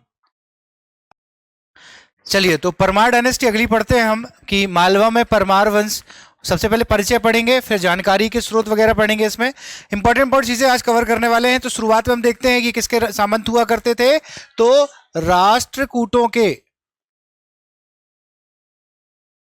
राष्ट्रकूटों के सामंत हुआ करते थे। संस्थापक कौन है इनके? उपेंद्र या कृष्णराज इनके संस्थापक हैं। आगे बात करते हैं जानकारी के स्रोत। सबसे पहला हर्षोल अभिलेख, दूसरा उदयपुर प्रशस्ति, नवसह सांग चरित जो है किताब से जानकारी मिलती है। किसकी लिखे? Padmanabha, very good. पद्मनाभ गुप्त किसके दरबार में थे? सिंधु राज के दरबार में हुआ करते थे। साथ ही जो है आपका प्रबंध चिंतामणि नामक जो जैन ग्रंथ है मेरु तुंग का, उसमें भी जानकारी मिलती है। अबुल फजल के उसमें आईने अकबरी में जानकारी मिलती है। Same to same PSC question पूछ चुका है कि इनमें से किस स्रोत से परमार वंश डायनेस्टी की जानकारी मिलती है। सन 2020 का जो पेपर था, अगर आप देखें प्रीवियस ईयर, तो उसमें आपको ये क्वेश्चन मिलेगा। उपरोक्त सभी उसमें आंसर लिया गया है। ठीक है, अगली बात करते हैं। तो संस्थापक कौन है? उपेंद्र। संस्थापक कौन है? उपेंद्र। इसके बाद हम यहां पे देखेंगे कि इनकी राजधानी कहां बनाई इन्होंने। ये अपनी राजधानी किसको बनाएंगे? धार को। किसको बनाने वाले हैं अपनी राजधानी? धार को बनाने वाले हैं। सॉरी, इनकी उज्जैन थी, बाद में धार जाएगी। उज्जैन, ठीक है। तो शुरुआत में इनकी राजधानी कहां हुआ करती थी? उज्जैन हुआ करती थी। इसके साथ ही यदि बात करें तो इनको गोविंद तृतीय ने क्या बनाया था? अपना सामंत बनाया था। बाद में स्वतंत्र सत्ता स्थापित होगी। अब राजधानी उज्जैन से कहां जाने वाली है? धार। और कौन लेकर जाएगा यहां पर? बैरी सिंह द्वितीय जो है अपनी राजधानी उज्जैन से कहां लेकर जाएंगे? धार लेकर जाएंगे। तो अब इनकी राजधानी कहां हो गई? उज्जैन, धार। कब तक रहेगी? अब लास्ट तक क्या रहने वाली है? धार ही रहने वाली। एक ही बार राजधानी परिवर्तन हुई है। किसने किया है यहां पे? बैरी सिंह द्वितीय ने की है। अगले शासक हैं हर्ष सियक द्वितीय।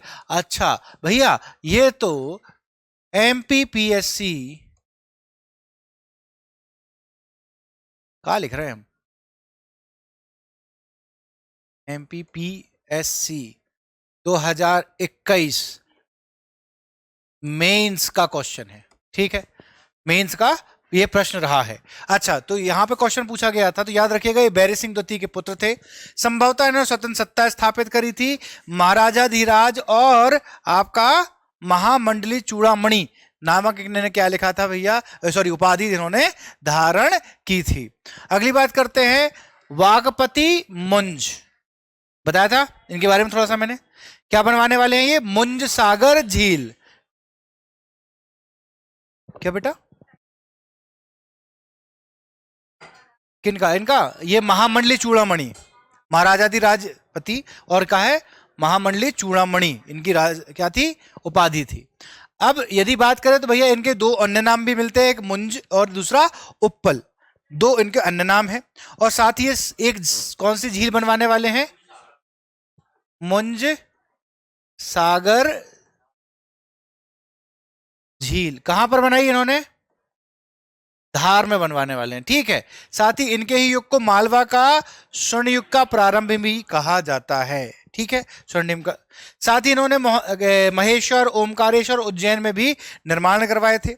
इनकी उपाधि थी पृथ्वी वल्लभ, श्री वल्लभ, अमोघ वर्ष। ये इनकी उपाधियां हुआ करती थी, उतनी इंपॉर्टेंट नहीं है, बता याद रखिएगा मुंज और उप्पल इन्हीं का नाम है।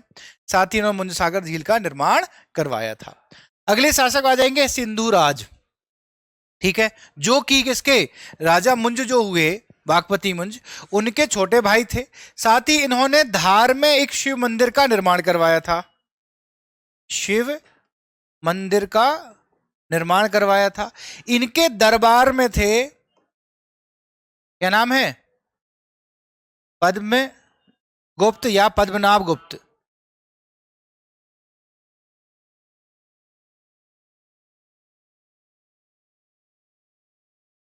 पद्मनाभ गुप्त। और इनकी रचना कौन सी थी? नवसहसांग चरित। ठीक है, जिसमें बहुत कुछ जानकारी इस वंश के बारे में हमको लगती है।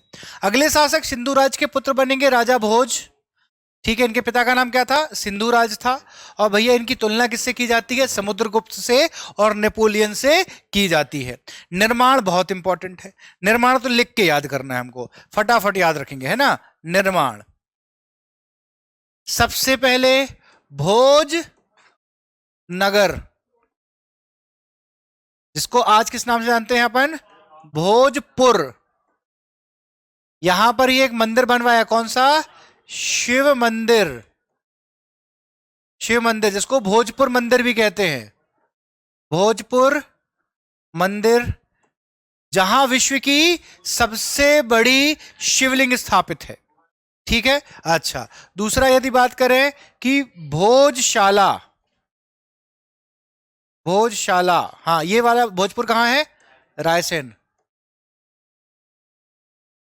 भोजशाला ये क्या था भैया, संस्कृत विद्यालय था, और इसी संस्कृत विद्यालय में इन्होंने क्या बनवाया था भैया, एक सरस्वती मंदिर बनवाया था। ठीक है। साथ ही अब एक और बात कर लेते हैं यहां पे कि इन्होंने क्या बनवाया था, बांध बनवाए थे, बांध दो जगह पर, एक भोजपुर और दूसरा धार। अच्छा, ये भोजशाला कहां पर बनवाई है इन्होंने, ये भी धार में बनवाई है। ठीक है, याद रहेगा। अच्छा, और कौन सा शिव मंदिर है चित्तौड़गढ़ का, चित्तौड़गढ़ का मंदिर का नाम है त्रिभुवन, त्रिभुवन मंदिर, कहां पर,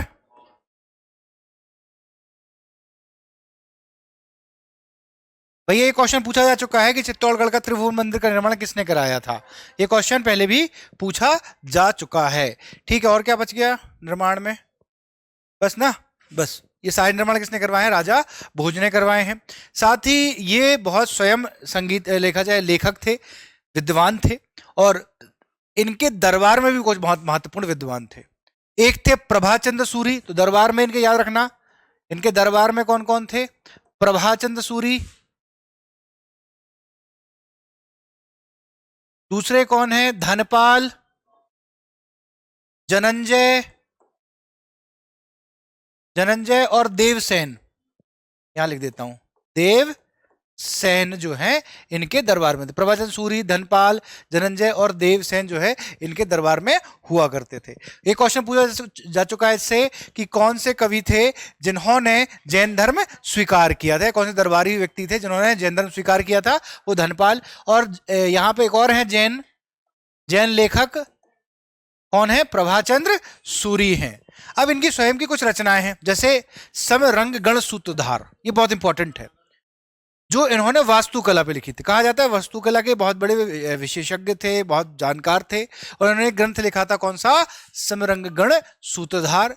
युक्ति कल्पतरु भी इनका है, सरस्वती कंठभरणम और श्रृंगार प्रकाश नामक भी रचना इनकी ही है। सबसे पहले रचना याद करो कौन सी है, सम रंग गण सूत्रधार। दूसरा कौन सा है, सरस्वती कंठ भरणम। इसके बाद कौन सा है आपका, श्रृंगार प्रकाश और युक्ति कल्पतरु। ठीक है, ये इनकी रचनाएं रही हैं। इसके साथ ही देखा जाए चालुक्य शासक, चालुक्य शासक कौन है, भीमद्वती। और यहां पे लक्ष्मी कर्ण, कौन, कहां के, कलचुरी के लक्ष्मी कर्ण। इन दोनों ने मिलकर के आक्रमण किया, किस पर आक्रमण किया, राजा भोज पर। और इसी युद्ध में राजा भोज का क्या हो गया था भैया, देहांत हो गया। ठीक है। अच्छा, इनके देहांत के बाद में अगले शासक यहां पर कौन बनने वाले हैं, उदयादित्य। उदयादित्य की पत्नी हुई सालमाली, और सालमाली ने एक मंदिर बनवाया था, सभा मंडल। कहां पर बनवाया था, भोपाल में। तो याद रखिए कहां बनवाया सभा मंडल, इन्होंने भोपाल में बनवाया था। चलो, साथ ही उसके बाद में अंतिम शासक हुए महलक देव। अंतिम शासक कौन है, महलक देव।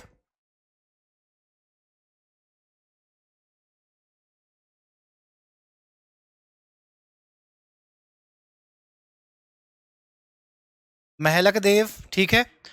इन पर आक्रमण किसने किया, आइन उल मुल्क ने।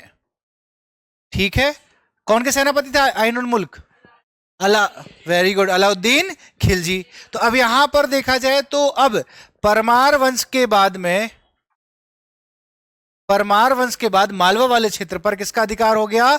दिल्ली सल्तनत का। किसका हो गया? दिल्ली सल्तनत। किसका? वो भी खिलजी, अलाउद्दीन खिलजी। ठीक है। इसके बाद जब तुगलक वंश का शासन आएगा, तुगलक कौन? फिरोज शाह तुगलक। तो फिरोज शाह तुगलक के बाद में यदि बात की जाए तो यहां पर अब स्वतंत्र स्वतंत्र मुस्लिम सत्ता स्थापित हो जाएगी। और कौन करने वाले हैं मुस्लिम सत्ता की स्थापना? अभी बताया था, दिलावर खान। ठीक है। बाज बहादुर अंतिम शासक होंगे। फिर से कौन आ जाएगा यहां पे? अभी बताऊंगा थोड़ा रुक करके डिटेल से। फिर यहां पर अकबर का शासन हो जाएगा।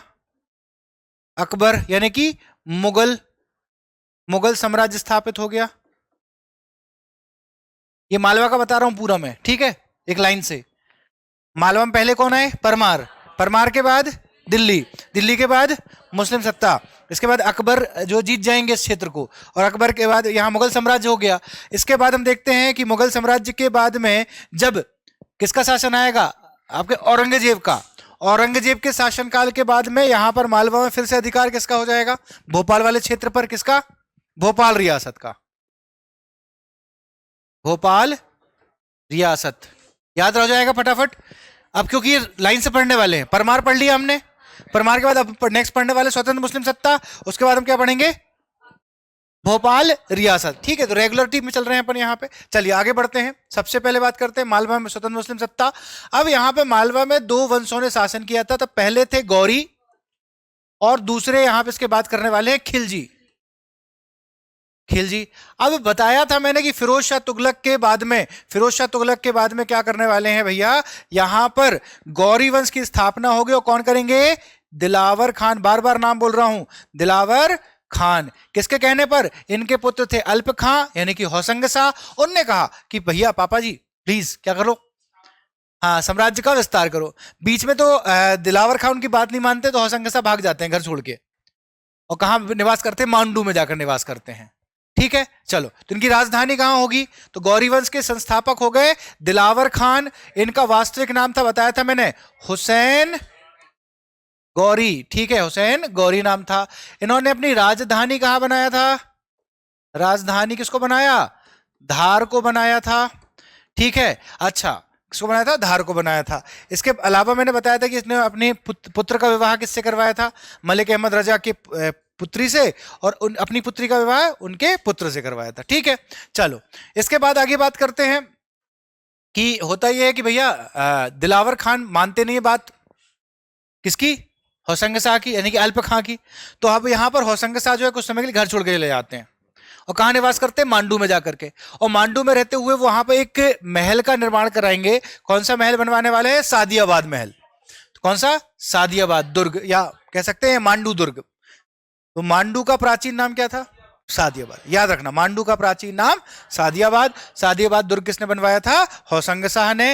हिंडोला महल और जंतर महल, जंतर मंतर की बात नहीं हो रही है, जंतर महल कहां पर है? मांडू में। और तीनों का निर्माण उन्होंने ही कराया था। ठीक है, अच्छा। अब मैं वो कहानी नहीं बता रहा हूं कि गुजरात के शासक ने इन पर आक्रमण किया था, ये हार गए थे, कुछ समय के लिए बंदी बनाकर लेके गए। उस कहानी पर हम अभी नहीं जा रहे हैं, प्रिलिम्स फोकस कर रहे हैं बिल्कुल यहां पे अभी। ठीक है, अब देखा जाए होशंग शाह जो थे, होशंग शाह का वास्तविक नाम क्या हुआ करता था? अल्प खां। अल्प खां इनका नाम हुआ करता था। अब इनको उपाधि मिली थी वास्तव में। ठीक है, अल्प खां को क्या मिली थी? उपाधि मिली। उपाधि पढ़ेंगे आप पूरी क्या? मैं सुना देता हूं। अस सुल्तान उल आजम हुसाम उल दुनिया वादीन अब्दुल मुजाहिद होशंग शाह। ठीक है, आगे भी है अल सुल्तान। ठीक है भाई साहब, पूरी एक लाइन की तो उनकी उपाधि है। ठीक है, 3 नंबर कंप्लीट हो गया क्वेश्चन। ठीक है, मैं अगर 3 नंबर में होशंग शाह आते हैं तो आप क्या लिख के आओगे? इनका उपाधि लिख कर आएंगे, कहने से 3 नंबर पक्के हुए। वास्तविकता से याद रखो, होशंगाबाद इनकी उपाधि हुआ करती थी। और इन्होंने नर्मदा नदी के तट पर एक नगर बसाया, होशंगाबाद। राजधानी पूछ लिया है कभी इनकी तो धार, पिता के समय पर ही बन गई थी। ठीक है, चलो इसके साथ ही देखा जाए इनका मकबरा कहां पर है? मकबरा कहां है? मांडू में। अब भैया ये संगमरमर का पहली इमारत है।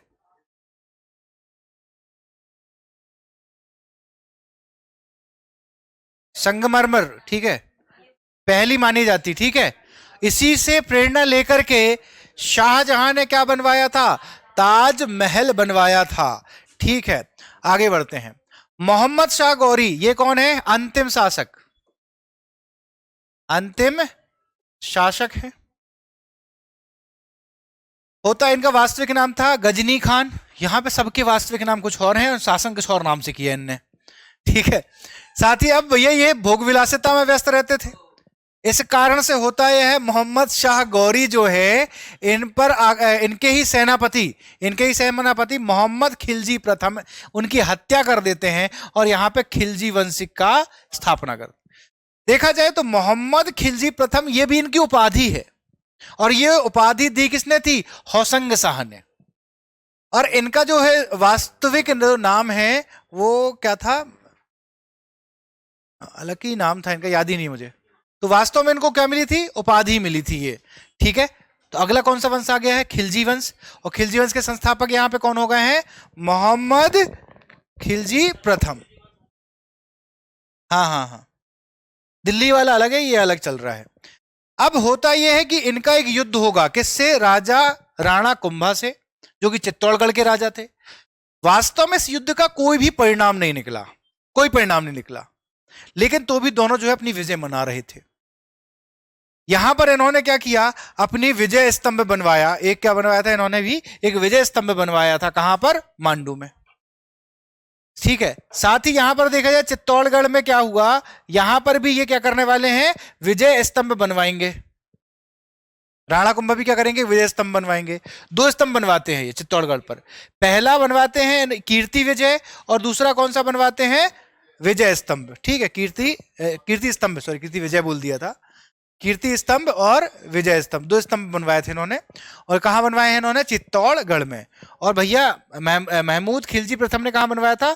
मांडू में बनवाया था। क्लियर हो गया? मांडू में किसने बनवाया? महमूद खिलजी ने। चित्तौड़गढ़ में किसने बनवाया? राणा कुंभा ने। कौन कौन से? विजय स्तंभ और कीर्ति स्तंभ। चलो, इसके अलावा अगले शासक बन गए कौन? गयासुद्दीन खिलजी। कुछ इंपॉर्टेंट नहीं है, बस इतना याद रखो, जहाज महल का निर्माण इन्होंने कराया था। जहाज महल का निर्माण धार का किसने बनवाया था? इन्होंने ही बनवाया था। अगले आ जाते हैं महमूद खिलजी द्वितीय। इनसे इंपॉर्टेंट फैक्ट ये है कि राजा मेदिनी राय जो हुए, है ना, मतलब रामचंद्र नाम था उनका, उनको क्या किया था? हाँ, चंदेरी वाले। देखा जाए तो राजा रायचंद्र नाम था उनका। उनका उपाधि इन्होंने दी थी मेदिनी राय की, और अपने यहाँ का प्रधानमंत्री भी इन्होंने नियुक्त किया गया था इन्होंने, ठीक है। समझ में आया? तो मेदिनी राय की उपाधि किसने दी है? महमूद खिलजी द्वितीय ने दी है। किसको? राजा रायचंद्र को। हाँ हाँ जी, हाँ जी, हाँ हाँ, वही बाबर बाबर। अगली बात कर लेते हैं गुजरात। ये बाद में क्या हुआ? मालवा जो है गुजरात के अधीन आ गया था। अगली बात करते हैं कादिर शाह। इनका वास्तविक नाम था मल्लू, ठीक है, उपाधि मिली थी। इसके अलावा शेरशाह सूरी का इसी समय पर मालवा पर आक्रमण हुआ। और एक इंपॉर्टेंट फैक्ट है कि शेरशाह सूरी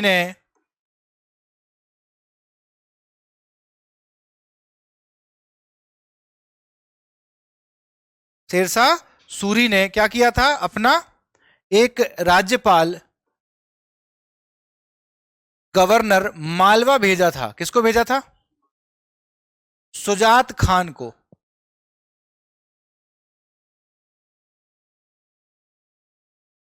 ठीक है, याद रखिएगा।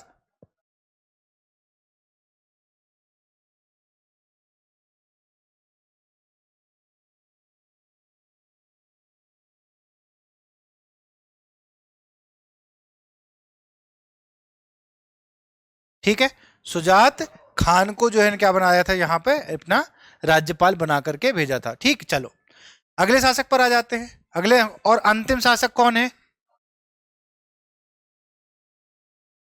अंतिम शासक है, इंपॉर्टेंट फैक्ट बस देख रहे हैं हम अभी, है ना। तो यहां पर देखा हमने कि भैया इनका वास्तविक नाम क्या है, मियां बायजीद इनका वास्तविक नाम है।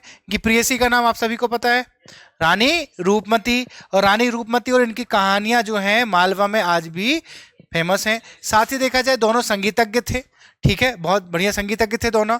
तो कहीं ना कहीं देखा जाए तो आज भी मालवा जो है इनके नाम से जाना जाता है।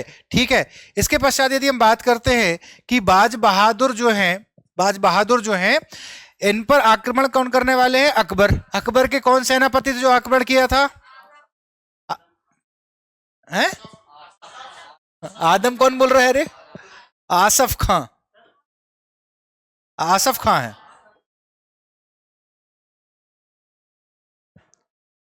आसफ खां, कई जगह पे आदम खां मिलता है इसका नाम। ये एक्चुअली कड़ा मानिक जो क्षेत्र था ना, कड़ा मानिक का सूबेदार हुआ करता था। इन्होंने ही आक्रमण किया था यहां पर। फिर बाद में कहां पर? रानी दुर्गावती पर भी आक्रमण करने वाले हैं। ठीक है, चलो तो इसके बाद में किसके अधीन आ जाएगा? ये किसके अधीन आ चुका है? अकबर के अधीन आ चुका है मालवा वाला क्षेत्र। फटाक से एक बार रिवाइज करते हैं। सबसे पहले हमने देखा किसके संस्थापक कौन है गौरी वंश के? यहाँ पे दिलावर खान। दिलावर खान का वास्तविक नाम हुसैन गौरी, राजधानी धार। इसके बाद कौन बने? होशंग शाह। होशंग शाह का वास्तविक नाम अल्प खां। कौन सा नगर बसाया?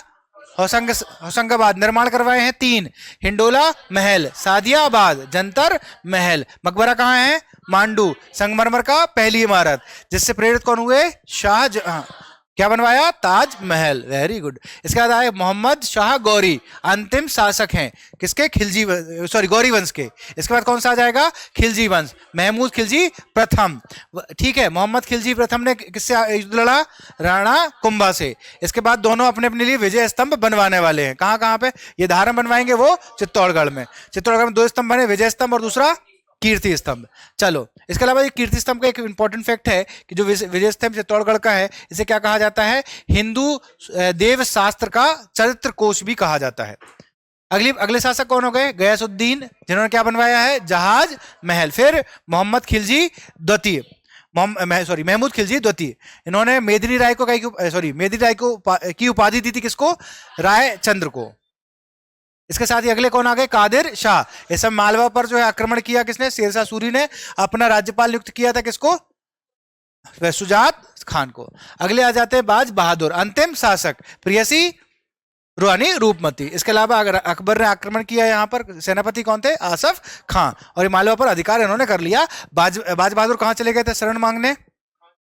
खान देश चले गए। मीरन मोहम्मद शाह के पास में चले जाते हैं, बाद में फिर गुजरात चले जाते हैं, बताया था। इसके बाद अगले आ जाता है भैया कौन सी रियासत? भोपाल रियासत। बताया था मैंने अभी कि पहले परमार के बाद फिर कौन आए? दिल्ली सल्तनत। फिरोज शाह तुगलक के समय पर कौन आ गया? मुस्लिम सत्ता मालवा पे। इसके बाद फिर अधिकार हो गया अकबर का भी। अकबर के बाद अब जब किसका आएगा भैया? औरंगजेब का शासन आएगा। तो अब इस समय पे कौन सी रियासत बन जाएगी?